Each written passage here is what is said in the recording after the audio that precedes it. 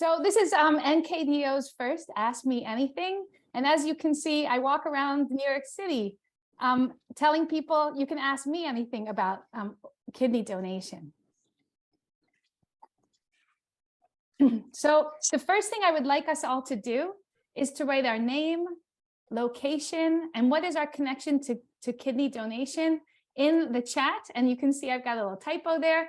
I'd also like to encourage everyone to join NKDO. I'm going to put that into the chat as well. If you're not already a member, it's free and it helps us to be more influential in supporting donors and dissolving all barriers to donation. As you know, the way things work, quantity matters. And the more people we have who are members of NKDO, the better we will be positioned to influence policy and just also, yeah, just basically more people will listen to us if we have more members. So I'm going to put both of those things in the chat so that you can begin filling that out. Hold on one second. Here we go. Some people are already ahead of the game, which is super.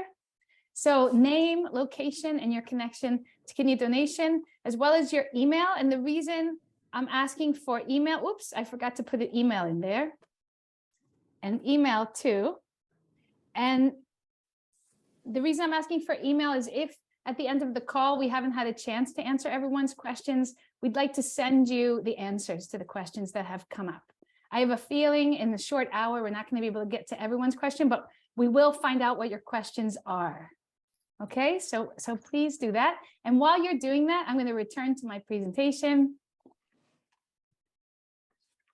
So everyone is filling it out in the chat and considering joining us at NKDO as members, if you're not already. Okay, so the agenda for today, this is our official welcome. So welcome everyone.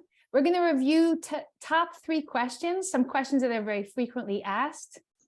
Then we're going to watch a short video that you will see some of the stars of the video on this call. The video is entitled "What We Gave Our Kidneys to Strangers." I'd like to ask everyone to mute if possible. A video entitled "We Gave Our Kidneys to Strangers, What Do We Have in Common?" From there, we're going to go into breakout rooms and get a chance to ask questions with a living donor, and back then to the main room for more Q&A. Okay, is everything clear? Okay, all right, very good. So I'm going to go to the questions now, and hold on, let's see.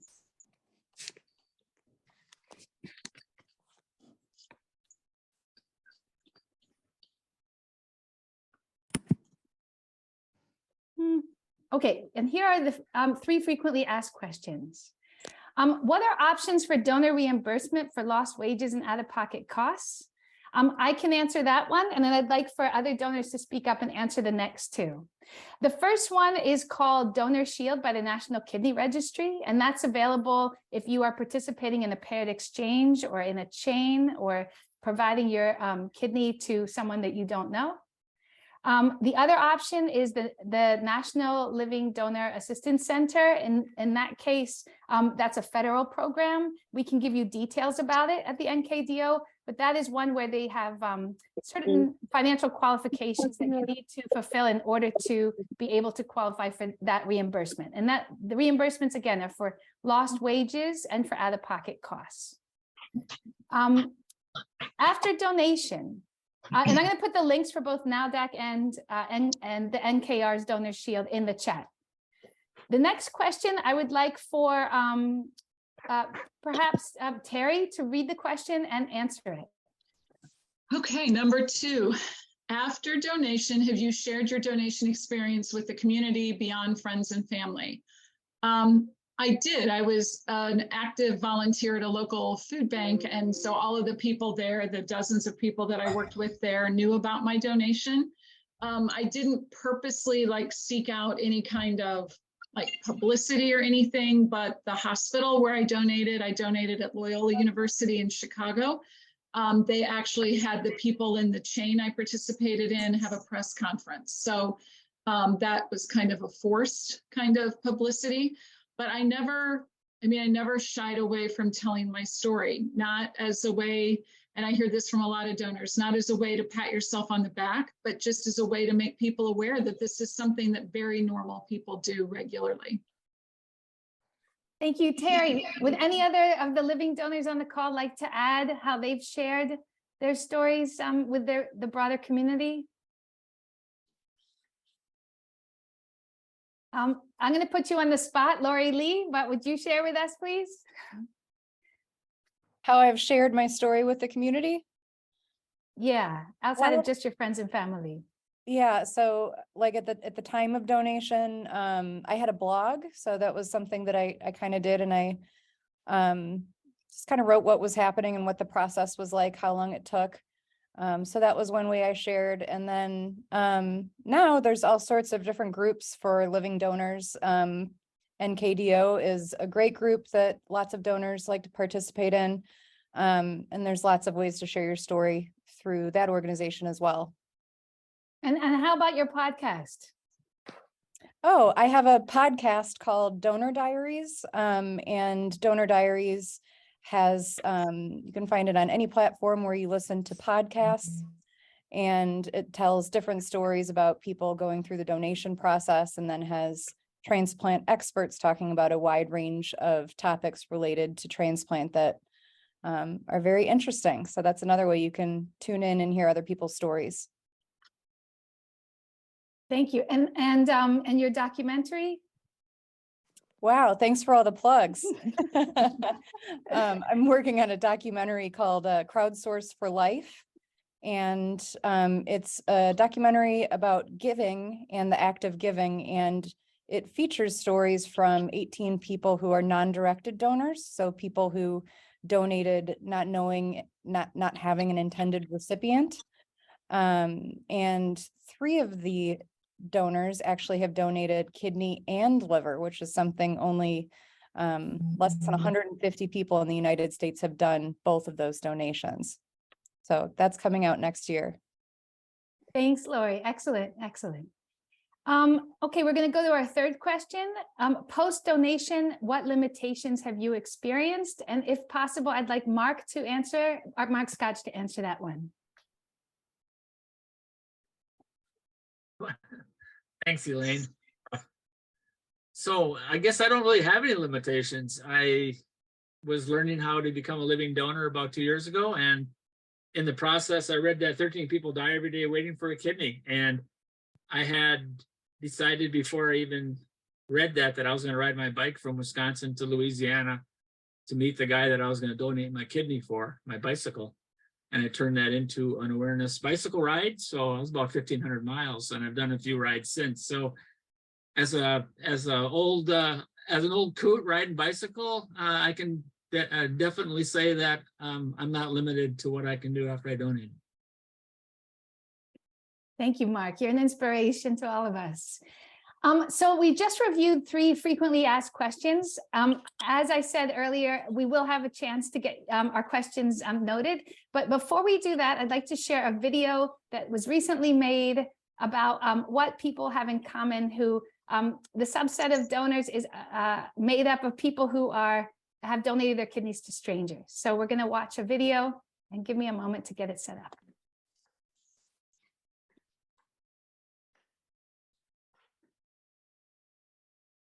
Okay.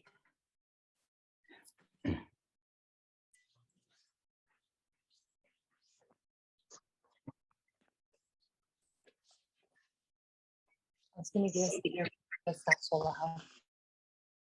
There it is.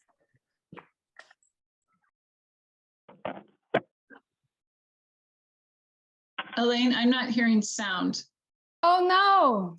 Is anyone else? No, I'm not either. No sounds. That's not good news. Okay, I'm going to try. Well, I'm going to try to fix that. And so we're going to go on. Elaine, there's a function where you have to share your sound as well, not just share the video. Okay. Advanced sharing options. You know what we're going to do? Thanks, Mike. I'm going to get to that. What we're going to do instead of going to that is we're going to have, we're going to go to breakout rooms, and then after the breakout rooms, we'll show the video. So what I'd like from there is, hold on, let me get back to here. I would like for, since Mike is on the call and has a beautiful speaking voice, I'm going to have Mike read the breakout room rules and not rules, but the guidelines for breakout rooms. And then from there, I'll put you into breakout rooms. Elaine, I will give that to Terry because I'm driving in my car to the next. I cannot read that. All So right. Terry has a very lovely voice. She I can read agree. it, I'm sure. Sure. Right. So you want me to read these aloud? Yes, please. Okay, so each of our rooms will have a mix of donors and potential donors. We will have someone recording the answers to the questions. Every potential donor in the group will share their questions, and we may not have time to answer everyone. After the question sharing, donors in the group will answer questions. And when we return to the main room, the donor in the group will share one of the questions with the entire group, and we will post those answers in the chat. We'll share the answers to all questions in future sessions and online. And we want to provide everyone in our group with the opportunity to speak. Okay, everyone, I'm going to open up the rooms and I hope the guidelines are clear. So please right away get a scribe so that person can type up all the questions that come about. The reason we're doing it this way is because we have so many people and so many questions, and we want to make sure that they're all going to be answered. So I'm now opening the rooms, and I'll see you in about 20 minutes.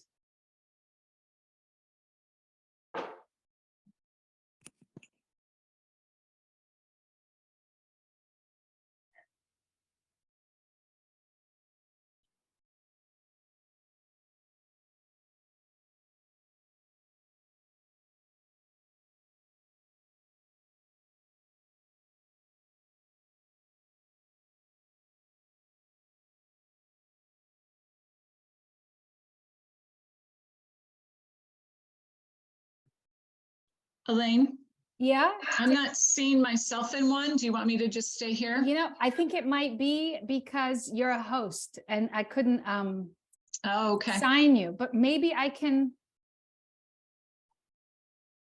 I don't know. Anyway, So- let's just see. We've got we may have more people signing on, and then you and I can sort of guide them and answer their questions. if that Okay. works out. Okay. Mhm. So okay, and when you're about to start share, there's a button in the lower left to enable sharing sound. Hi, Ellis. Hi, Glenna. Hi, Gerald. Hi, Suzanne. So what we're doing is we're spending about 20 minutes together and gathering your questions initially. And so I am working on trying to get my sound going. So Terry, if you don't mind typing the questions and sharing with them. Glenna, are you there? Yes, I am. Oh, super. So what question? Oh, There she excellent. is. Hi. There she is. What questions do you have?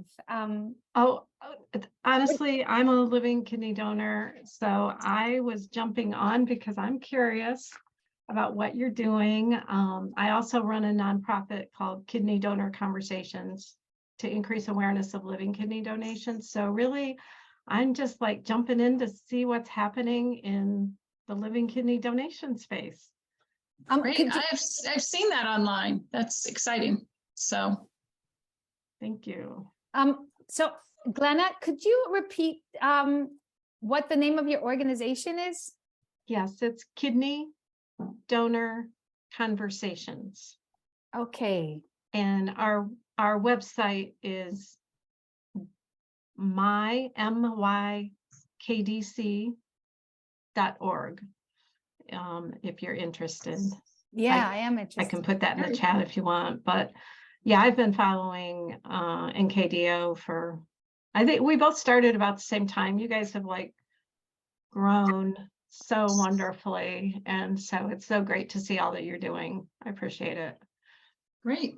Thank you, Glenna. And we have Cherie has her hand raised. So looks like she is in her car today. Yes. Hi. I was disconnected somehow from my chat room. Oh.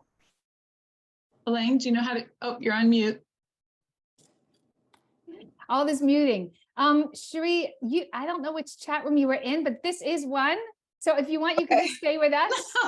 If that works for you, because I'm just not sure Okay. which one you were in. I apologize. But Okay. what questions do you have that we can answer? Well, hello. I've just been not any questions per se yet, because I've been going through the process to donate one of my kidneys on behalf of my husband. And so we went through the process. We had all of our, I guess, our ducks in a row for me to donate through Tampa General. And they said how healthy I was. And if I, with one kidney, once I donate one, they told me, even if I don't, I was so healthy that even if I donate one kidney, I still be healthier than some people with two kidneys. So I went through the psychological process and everything.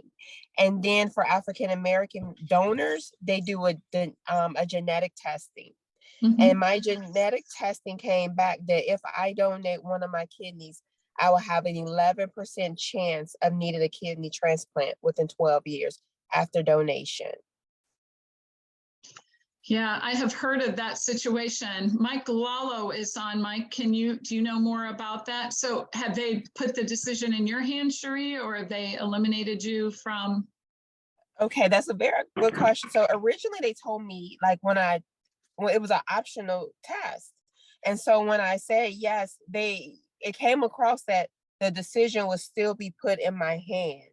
Mhm. But when the board met upon it twice, they told me no. They denied it. Because I told them I would still do it because from the process, it seemed like you take a risk anyway. And then I thought like, well, maybe within my lifestyle that I could still maintain good health, but they told me no at Tampa Gotcha. General. Gotcha. Mike Lalo has a connection to someone at Tampa General, and probably understands the test you're referring to. I do know the test, and a donor who just recently donated, Sophia Jackson, was waiting for that test results, and she does not have the gene. I would love to, if someone could grab Cherie's information, I would love to either connect you with Sophia to find out what her options were. She donated at Cornell. So I don't know what they would have told her if she did have the gene, but I know every transplant center has their own criteria, and you could potentially, some people, like Ned was able to donate and he had high blood pressure where at Cornell, but they probably wouldn't have taken him at another transplant center. So I don't think it necessarily is the end of the road. Obviously, the medical professionals are the ones to give you the best advice, but I would love to connect you with Sophia because, she went through this. Again, she did not have the gene, but I'd love to know what she would, her thoughts are on if she would have wanted to continue to donate and what her options would have been. So Elaine, if you could grab Cherie's information. Yeah, and I'll introduce you to both Mike and Sophia. I actually have a meeting with Sophia tomorrow. So Cherie, what you want to put your email in the chat, or you can just tell me? Okay, it's Cherie, SHEREE. Yes. Dot Norford, NORFORD @gmail.com. Okay, I grabbed it too. Okay, so after this after this meeting, I'll make an introduction. Okay. And I would also like to add that there are centers that will leave it up to you. So it's somewhat disappointing to know that you were not able to make that decision for yourself. But yeah, it was because it happened because we were trying to prevent dialysis. And we were so close. So then he had to go to dialysis. So we're looking at, I think, is it Medical City in Texas? Okay. Fort Worth, Medical City, Fort Worth, I think. Yeah. Mm-hmm. Gotcha. So yeah, we'll see what kind of information we can run down. Okay. Thank you. Yeah. Gerald, you are on the line. We don't see you, but hopefully we can hear you if you unmute yourself. We'd love to hear if you have any questions that we can try and address. Hey, Betsy. Gerald, can you hear us?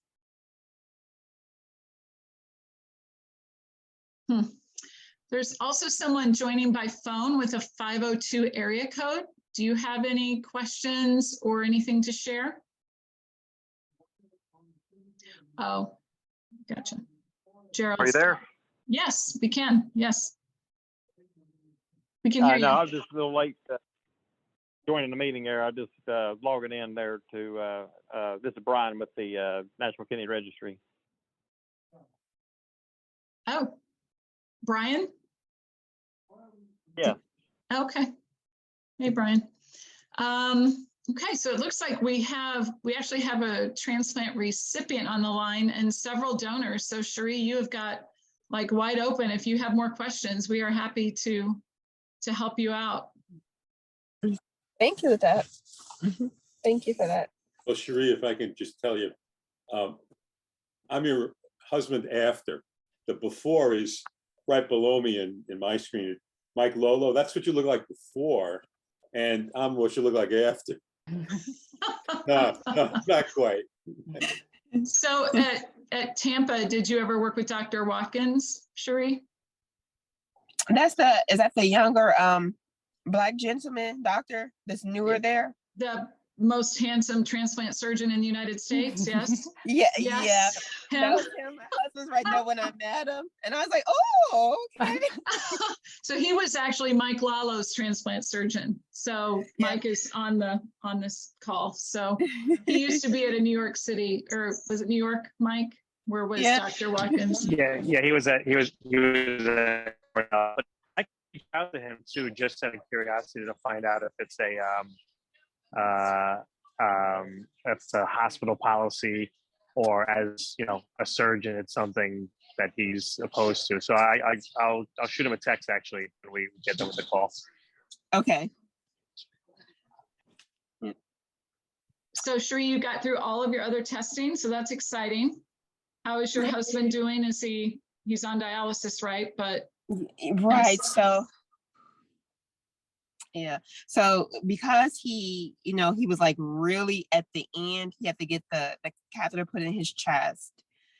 And so recently, so that was in October. And then last week he had one inserted in his belly so we could start home dialysis.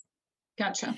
Right. And so like we have a 9-year-old daughter and it's going through the process. And we're sending out the business cards in within our Christmas cards. I'm actively finding all of the information so that I can share this information with other people, no matter what happens with us. And Miss Betsy Snow was my connection to you all, so I'm happy she's here, and I'm so grateful for her. I say maybe I got denied so that I could learn more to save more lives than just my family. That's amazing perspective to take. That's really cool. So, Yeah.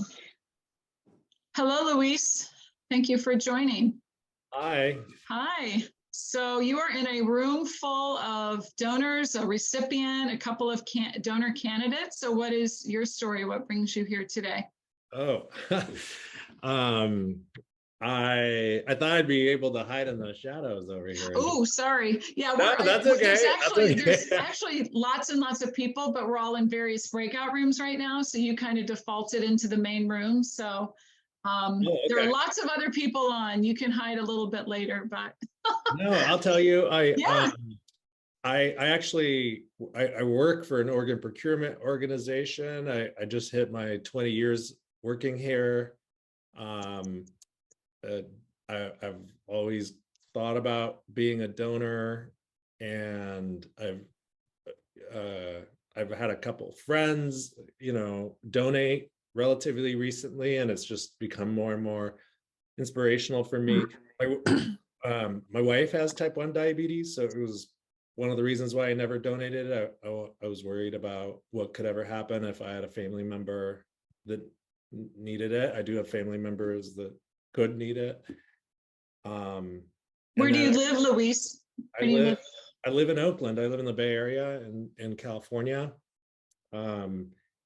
And I recently found out about, I'd started the application process directly with the transplant center, and the process wasn't as smooth as I thought it would be. And it created enough of I don't want to say a burden, but enough of burden where it kind of allowed kind of my fears to kind of hold me back. And then recently I learned a little bit more about the family voucher program through NKR. And then, so I started that application and then I froze again, but then I got a really wonderful call from somebody who was a donor, and she spent an hour with me on the phone, and it just really changed things for me. And so here I am. Great. So you were like the epitome of donor curious. So yeah, and the family voucher program seems like tailor-made for your situation for sure. Yeah. So are you working through UCSF then, or? I work for Donor Network West. We are the OPO here. Yes, we work with UCSF very closely. So, but I meant, are you thinking of Yes. if you donate through UCSF? Gotcha. Yes. Gotcha. Yeah, your donor mentor is actually in another breakout room, so you may see her when we all come back together. I just checked and confirmed. So yeah, you've got someone with a great deal of experience. So And I did the voucher program okay. through NKR. So at the time I went through Cleveland Clinic, Ohio. At Okay. the time we were only allowed 2 people. So my husband, who has PKD, and my daughter, who also has PKD, have vouchers, which they've not used yet. But yeah, I promote that a lot because it's such a nice opportunity to do a non-directed donation now, and then to be able to give back to your family later. I think, you have 5 options now, I believe was the latest from NKR. So yeah, I think it's a great option that very, very few people really understand and know about. Yeah, and UCFS is an amazing center. Dr. Asher, Nancy Asher, is at UCSF, is that correct? Yeah, that's correct. Yeah, she did the first living liver donation by a female in the world. So that's pretty exciting. She's got a great deal of experience and is a living donor herself. So there aren't that many in the there are quite a few in the transplant world. So it's good to meet you, and you'll get to see Patty in person when we all come back together. So it looks like a couple other people have joined as well. Stephanie, if you unmute yourself, we'll be able to hear you. We'd love to see you if you want to do a camera, but if you have any questions, we would love to be able to address those for you. We're all in breakout rooms now. So you're in the main breakout room, but there are how many others, Elaine, 5 or 6 more?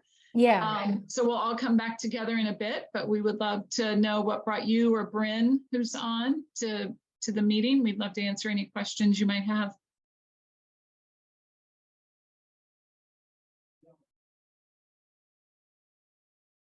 This is Bryn Carroll. Sorry. Yeah. Hi, Bryn. Hi. Sorry, I'm late joining. And apologies, I don't have my camera on. I'm actually walking home from a dentist appointment at the moment. But I am joining. I am in the process of going through evaluation to be a living donor for my dad, and so it was just wanted to join. My dad had joined some similar webinars on the recipient side and had said that they were helpful. I think it was about a month or 2 ago, and so just thought that I would join to hear from others. Yeah. So Bryn, where do you live? What center are you at? I live in Philadelphia, so I'm at Penn. Oh, well, that's a pretty decent center. I'm being kind of silly. They're one of the biggest and busiest centers there are. So have you talked to, by chance, a donor, a mentor? Kelly, probably Kelly. Yes, I have. No, my mentor is Laura. Oh, okay. Laura Burke. Yes, I think she's in South Carolina now, but had been up here in the Philadelphia area originally. And she has been wonderful. And my sister is going through the process as well right now. And her mentor happens to be the sister of one of my colleagues. So it's a bit of a small world. Wow. It has worked out really well. Cool. So have you gone through your big day of testing yet? Yes, I did that back in September. Oh, okay. Gotcha. And your sister's kind of moving through at a similar pace? Yes, she's a little bit behind me because she lives in DC. And so it's just her scheduling has been dependent on when she's able to make it home to Philadelphia. Gotcha. Well, that's exciting. We're happy to address any questions you might have. I see Dennis has joined as well. Dennis, we're happy to have you here. Do you have any questions? You've got some people here who are donors. We've got a recipient. We're happy to address any questions. We're currently in breakout rooms. We'll come all back together as a big group here in a little bit, but in the meantime, we're happy to address any questions. Not right offhand. Okay. Are you in the process of being evaluated, or do you know someone who needs a kidney, or what is your Yeah, I was down Monday for a bunch of stuff. Yeah, I'm being evaluated for my cousin needs a kidney. Okay. What center are you working through? Nebraska Medicine. Oh, okay. Gotcha. All right. So the only question I got, and I don't know if you people are the ones to ask, the only issue I'm having is I have a sciatic nerve problem and they don't want me taking naproxen, whatever that is. It's anyway, what else would the person take for pain relief or something? Or something like that? Right. Elaine, I'll let you address that one. Well, the deal is that those medications harm our kidneys, and I think it's 37,000 people die a year from Advil or ibuprofen overdose. So it's a serious medication. And so they do suggest that we instead take acetaminophen. I never know how to pronounce that, Tylenol or Tylenol type drugs. But I have found in my searching that tart cherry juice is a good substitute for ibuprofen. I take it in the concentrated form. You can also take a pill form. And NIH, National Institute of Health, has done a study, and it is provides the pain relief and the anti-inflammation powers that ibuprofen does. So that's just a nice discovery that all of us can benefit from, because nobody dies from drinking tart cherry juice. But yeah, it is an issue for certain conditions that do require an ibuprofen type painkiller. But I would just try the tart cherry juice, buy the concentrated version, keep it in your fridge, and see if that gives you a relief, as well as Tylenol might be a good option for you. I actually know someone, Dennis, who said she's in one of the other breakout rooms, but she said that she was very reliant on ibuprofen for pain relief and kind of gave herself like a 3-month trial without it to see if acetaminophen and other things would alleviate what she was going through, because she wanted to feel very confident that she could go without it. And her trial off of it went fine, and she proceeded to donate. She's actually a double donor. She donated her liver and kidney. So it might be worth giving it a trial run to see how you feel after you don't take it for, a month or two. Okay. Yeah, I'm going to check into that juice, but yeah, thank you. Because otherwise that's my only thing. I just got to have something to, to deal with that. Thank you. And I have heard of individual cases that people have talked to their doctors and take the occasional Advil. As long as it's not a regular thing, it is something that is still okay. But that's something I would check with my doctor about. But we just want to make sure we protect our kidney. Thanks for the question. Thank you. Any other questions? Yeah. I have a question. The tart cherry juice sounds intriguing. I was just wondering, how many parts of vodka do you mix that with? In my next life, I'm going to be drinking vodka. At the moment, I'm not. But yeah, it's really, I think, your call, Alice. Coming from the recipient in the breakout room. Yeah. Perfect.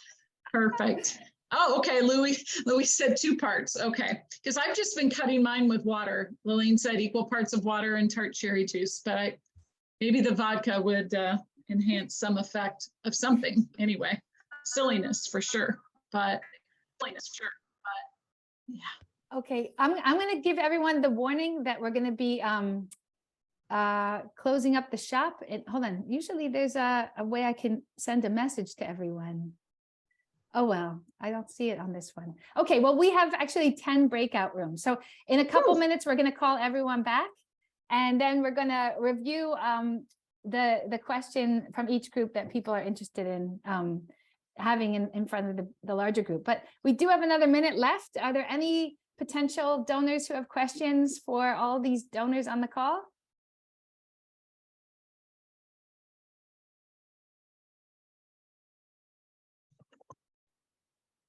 We've got answers.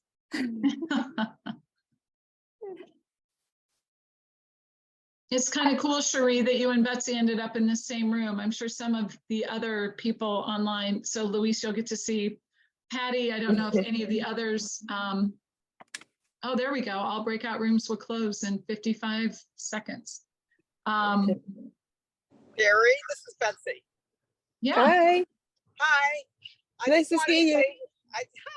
I just want to say, Cherie, you're one of the most inspirational potential donors I've ever met. So I just thrilled to have you as my mentee, and I'm really glad you came and asked this question because it is, I think, an important one for you and for your husband. And I love the idea of putting the cards in your Christmas cards. I didn't even think of that. That's a great idea. So nice actually putting a face with the name. Yes, ma'am. Thank you. Thank you so much. So Kelly Schmidt is on the line. We had someone in our room that is actually being evaluated at Penn. Kelly is a Penn donor. So if we have any specific, everyone's coming back in the room and I'm losing everybody. And Patty Graham, we had one of your mentees in our breakout room. Luis is on the phone. So Luis Mayan. So yeah, it's great. You all can kind of see what each other looks like. Oh, someone just asked a question, Elaine. A question I did not have a chance to ask. If your center is not currently NKR registered, is there some way to get a microsite in that case? Mike Lalo, can you answer that question? Sure. Well, I'll answer it two ways. One, not every NKR center offers microsites because they need to have something called Dash, which is a proprietary software. So that's one. We have 53 centers that utilize Dash. And of the 53, I think 43 or 44 use the microsite program. So if they're not part of NKR at all, then unfortunately, no, they wouldn't be able to utilize the microsite. But we are working on something. It's not going to happen very quickly, but and, don't quote me on this. Karen will probably yell at me for saying it, but we want to try and figure out a way to do something almost like a universal microsite for people who are not in NKR centers, but we're far away from that necessarily happening. So I hope that answers the question. Thank you, Mike. So what we're going to do now, welcome back, everyone. Very happy to see you. Hope it was a productive conversation. We're going to watch the 5-minute video, and then after that, we will review from as many groups as we can the question you would like to share with all of us. And then I'll be collecting all the questions. And I learned how to share sound. So thank you, Lisa, and thank you, Mike. Let's see if this works. Oh no, it says install the Zoom audio device. What is that?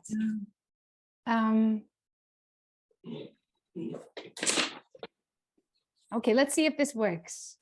Nope.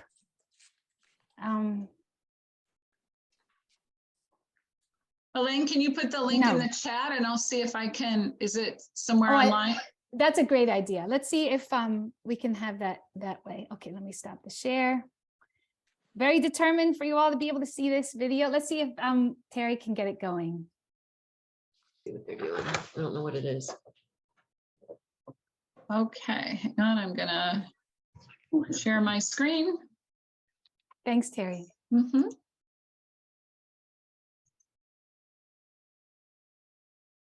Okay. Get that over. Can we see we gave our kidney to strangers? Yeah, if you could just go full screen, that would be cool. I just want to make sure that's where we're great. Where we're at.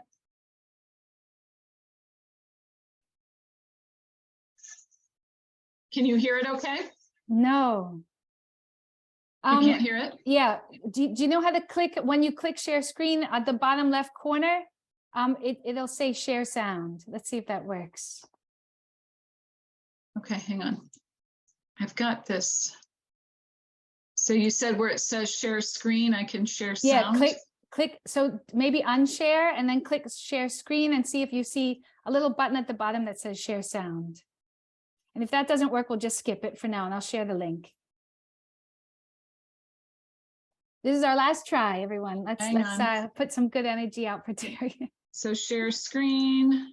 And it should say at the bottom left corner, a little box that says share sound. Do you see that? No. I am not seeing that option. Okay, before you click share, it says share sound at the very bottom left. No? Okay, we tried. I'm going to put it in the chat. I encourage you all to watch it. But in the meantime, we would like someone from one of the groups to share a question that they, one of the donors to share a question that they were asked and provide the answer. Who would like to go first? I'll go first from group 5. Thank you, Catherine. Nice to see you. Go ahead. Okay, we had a great group discussion, and we had the help of Jennifer, who is a living donor coordinator. So we had extra technical helps with the answers. But we had a good question. Well, they were all good questions, but I'll just mention one. And one question was, can I pick my surgery date? And the answer we gave was yes, if you are a non-directed donor or you're doing a voucher for your intended recipient and your surgeries are separated in date. Yes, you may. That's one of the benefits working through the National Kidney Registry and the non-directed donor programs in general. Thank you. Can I just comment on that really quick? Please. So that is true, except that we ask that the donors pick a window, and typically it's a 3-week window. So it's true, but if you're going to pick like July 7th, that makes it very difficult. It's not impossible.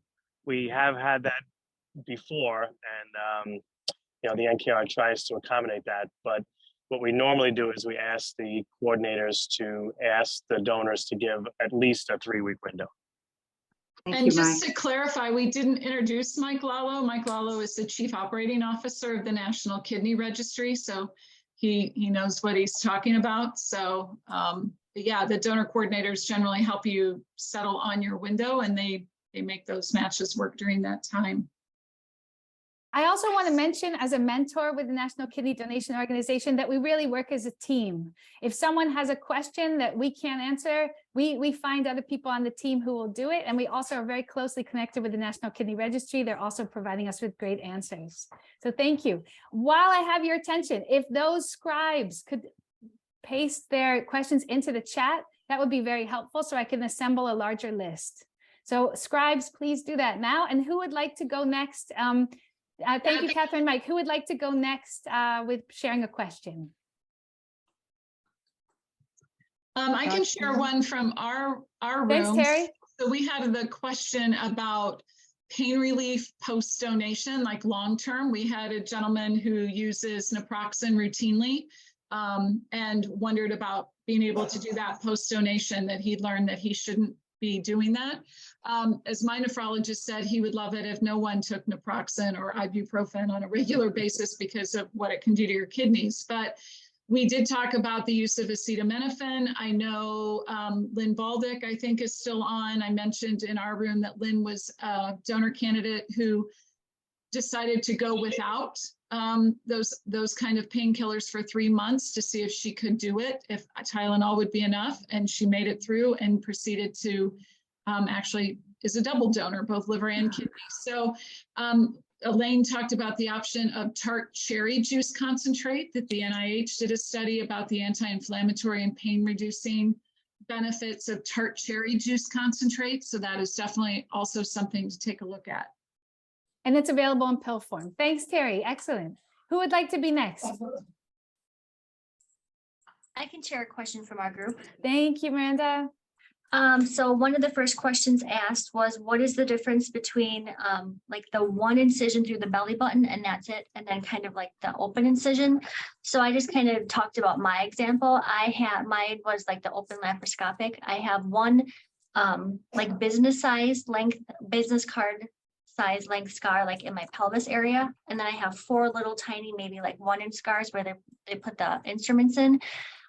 So with my healing with that, I thought it was fine instead of just having the one scar through the belly button. And I didn't even know about the one incision through the belly button until I met a lot of you in Florida who had done that. So I just kind of gave the example of what mine was compared to that.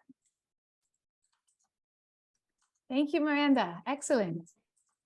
I'll share. Thank you. Trish, Hi. nice to see you. Nice to see everyone. I was in breakout room number 10. I had 2 other females with me, and one of the questions that came up was, are there any dietary restrictions post-donation? I informed them that each transplant center is different and of course go by the medical team advice, because the information I was told is different from most donors I know. They want you to watch your protein intake. They prefer you to get it from plant-based, definitely lean meats, and they want you to monitor your protein supplements like protein bars, protein shakes. They did not say I cannot have them ever, but if I'm having a protein bar, maybe not a protein shake. I was also told by my transplant center to be careful with your vitamin C intake. Too much vitamin C intake can cause kidney stones. It is more common in multicultural races. So therefore, watch your calcium intake. They don't say swear off oranges or vitamin C, just be mindful. So those were 2 of the things I told them, plus about the NSAIDs. Thank you, Trish. Amazing. welcome. One of my favorite questions, of course. I love talking about food and nutrition. With the kidney stones, it's definitely supplementation with vitamin C that can cause kidney stones. It's not from food. If you're loading up with fruits, that's safe. But if you are doing vitamin C supplementation, that can cause kidney stones. I'm going to put into the chat. I made recently a video called Kidney Health is Better Than Wealth. And I'm going to be doing a presentation for the National Kidney Foundation today at 5, if you're interested in plant-based eating and kidney health. So I'll put the link in there. That's a free workshop. And so you can feel free to sign up for that. I know it's last minute notification. Thank you, Trish. Excellent. Who would like to go next?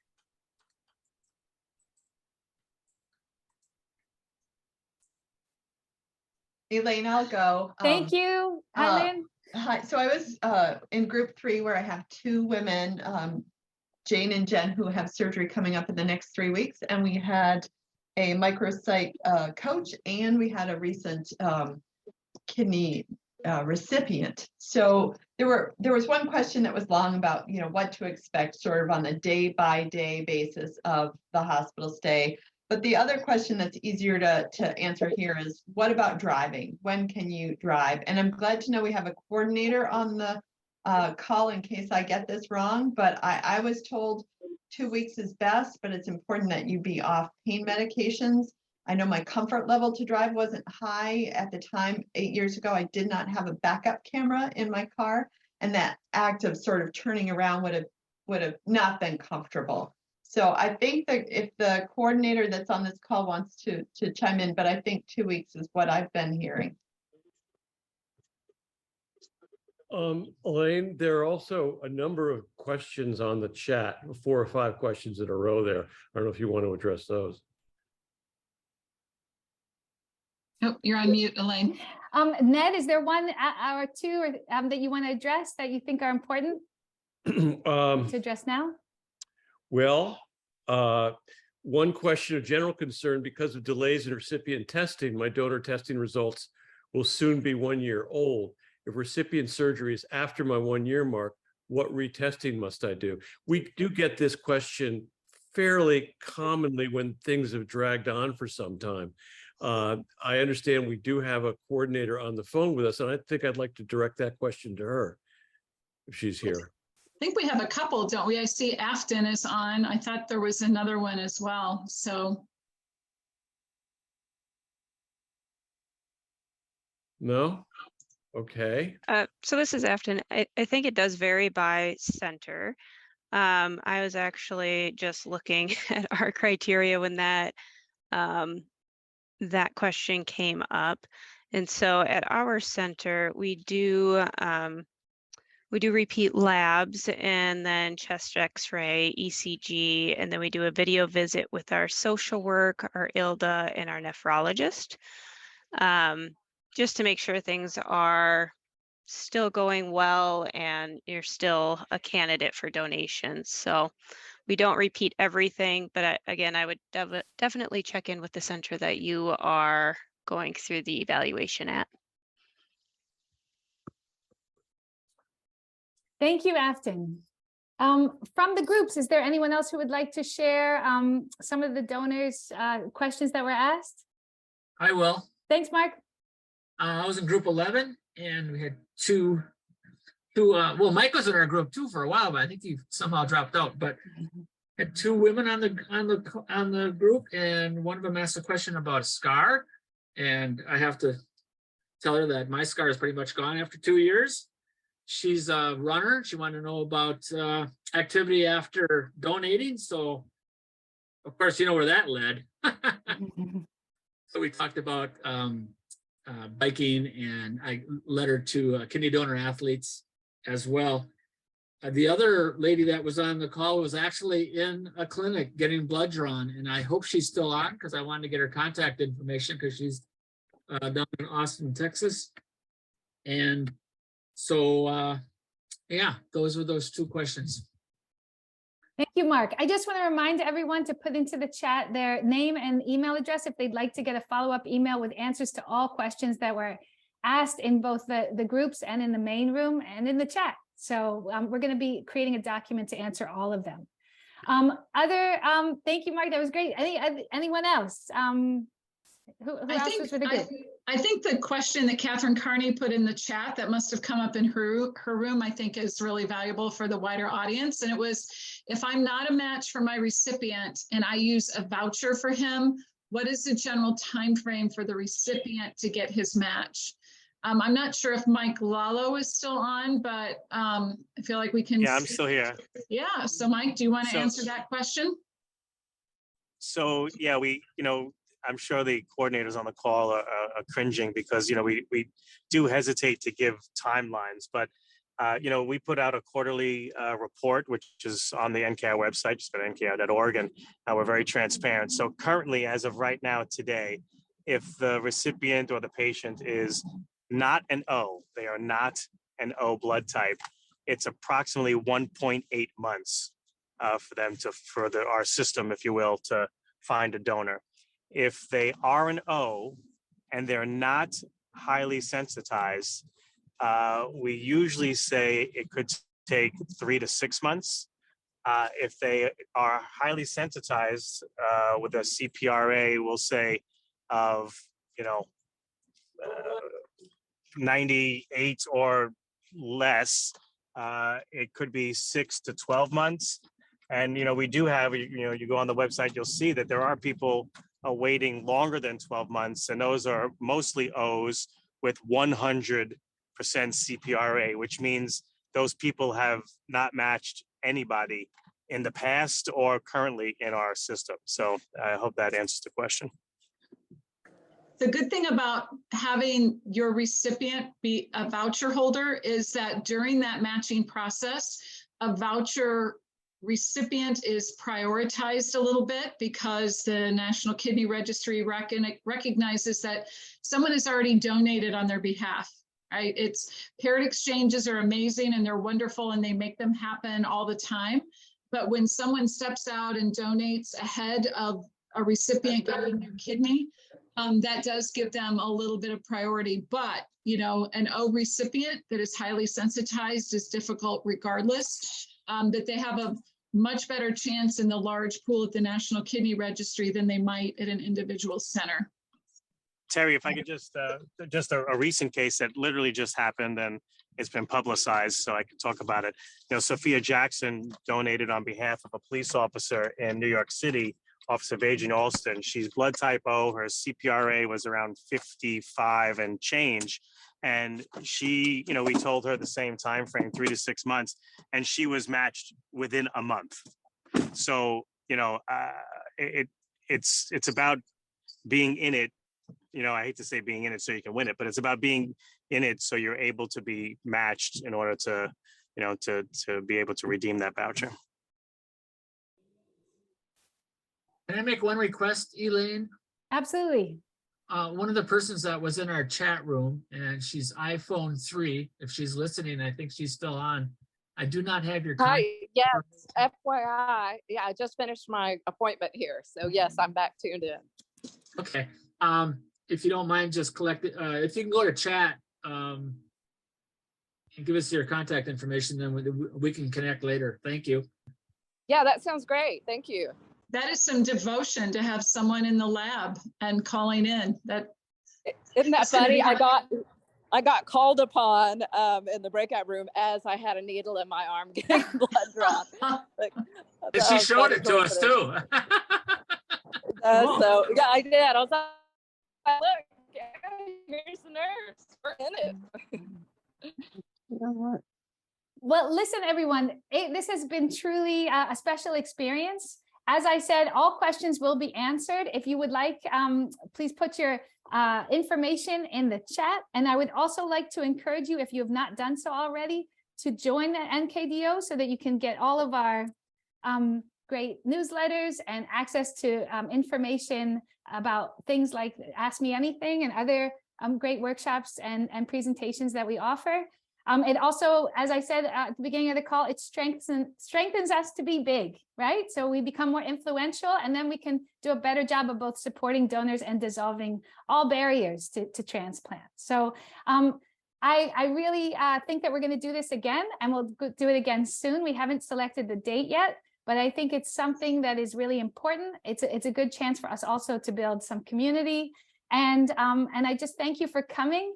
And please, please, please watch that video that we shared about what donors who've given to strangers have in common.